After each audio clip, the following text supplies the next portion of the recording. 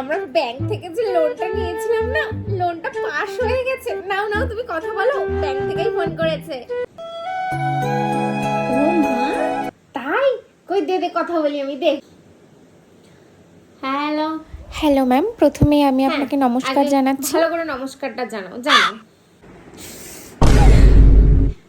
হ্যাঁ হ্যাঁ, ঠিক আছে ঠিক আছে।